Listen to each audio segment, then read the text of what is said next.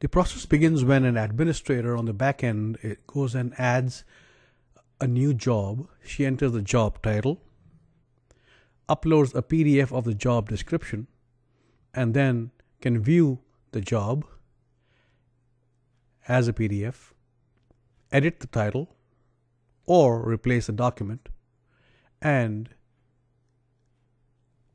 toggle on the availability or delete it entirely so it becomes available for candidates. Now, on the home page of your website, we can put a button such as this one for apply online, and when people click on it, the portal launches. They enter the email address, password, and if they're unknown, we offer to create an account for them and send them a temporary password. When they get in, they can see the available jobs. Click on view to see the job and move it to my jobs to track it. And in my jobs, they can remove it from there. And then they choose to apply. And the application process begins with this question: why would you be a good fit? And then through a series of successive questions, it asks them what your expectation is of salary, when can you join, any relatives working here, if so, who, how you're related,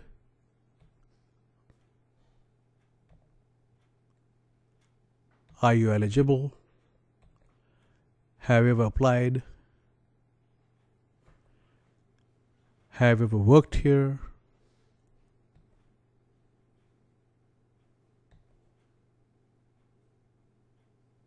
are you a Head Start parent, if you're employed currently, can we contact your present employer, can you work, can you travel, can you drive, are you a felon, if so. And then an application summary pulls all the information together into a single document, but it's a lot more readable than most forms. And they can go back and see status of their application and see whether they are rejected or not, see the note. And communications, they can see. We automate the process of making them aware when a job that they're interested in becomes available. They can see the email, hit reply, or generate an email and see history of all communications. In the About Me section, they keep us posted on their specific details such as name, address, phones. And this is the block because we already know the email address. We then go through the education process, the enrollment period, diploma, what they did, honors, etc. Now, in associates, we ask them for what was the major and course of study. In bachelor's, we ask them what was the major and minor, then the master's and other credits. And now we present a summary of all the information that they entered. Now we go for experience. They indicate who the full-time employer is, phone, dates, start salary, or whether it was per hour or per year. Finally, how much they were earning, job title, work, why they left, and who is their supervisor. Repeat cycle, in case they want, they can add a new or they can close it here. And then we go through the part-time process. Same, except that we ask how many hours a week and how many weeks in a year. Volunteer, we take out the amounts paid and special skills, if any.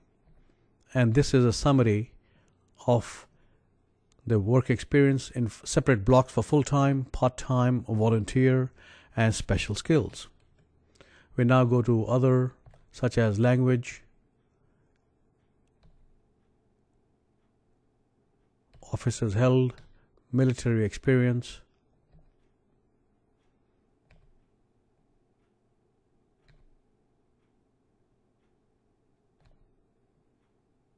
and a voluntary survey. This information is now pulled together into a single document, and then we now see references, and now the application is complete.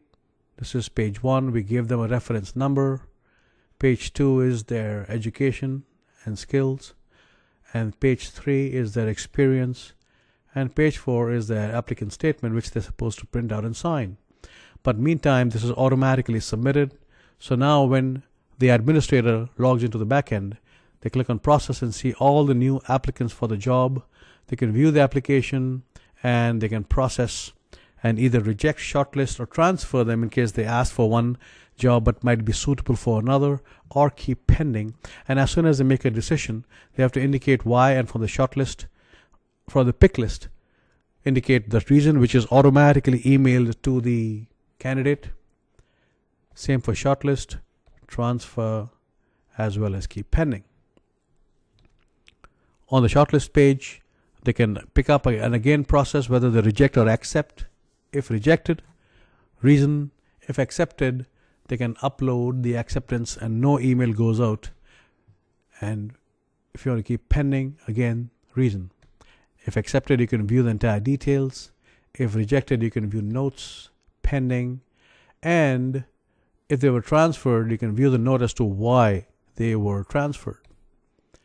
Now, these are all inbound communications from the portal that the candidate used. They can reply or forward, or they can compose an email which goes out as well as goes and sits in their portal and run a history check. In settings, they can set rules for what happens to rejected candidates, other candidates. After, does it do send an email? Do you send it? Do you delete them? And these are the actual email formats in various instances. They can view the email and edit any, or they can add a new for one of the various instances, and these templates now become visible. In the logs, they can see what the user changed, the user login, and then they can add their own users who will be using the system on the back end. So the administrator is added anew.